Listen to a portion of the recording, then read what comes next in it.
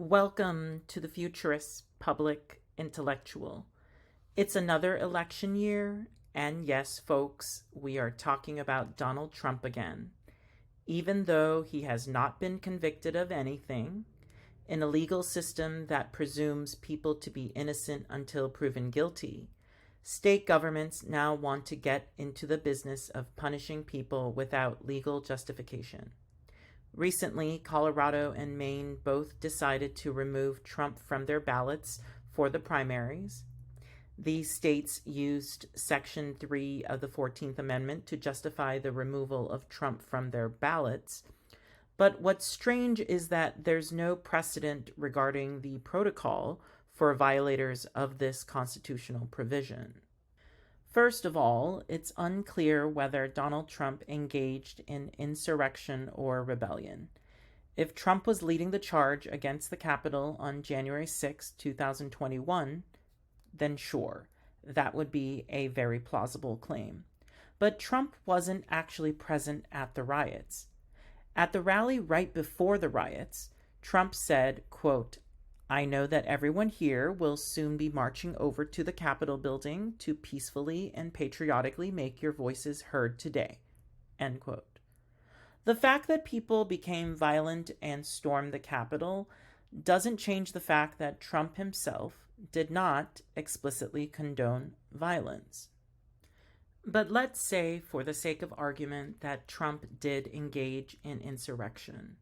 The 14th Amendment prohibits people who engaged in insurrection or rebellion from holding various political offices, but it doesn't say that the prohibition begins at the election stage. It's more than reasonable to think that the prohibition would be applied only after a person wins an election.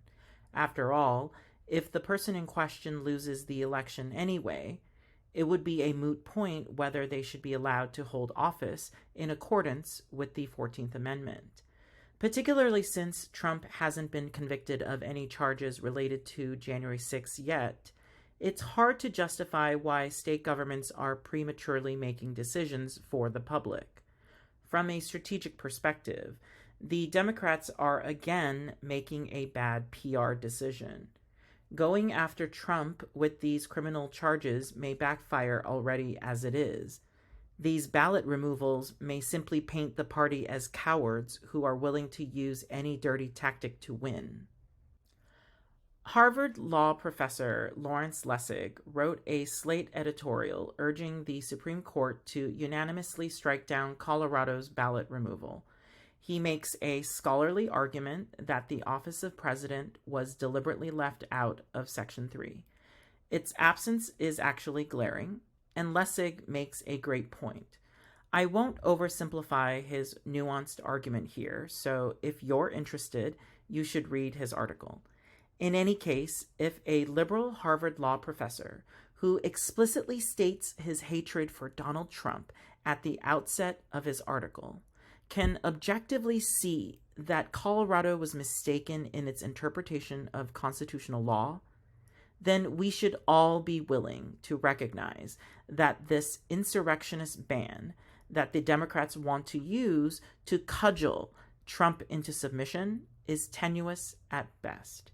If the Democrats end up disqualifying a popular presidential candidate like Trump, I agree with Lessig that would be stoking another civil war.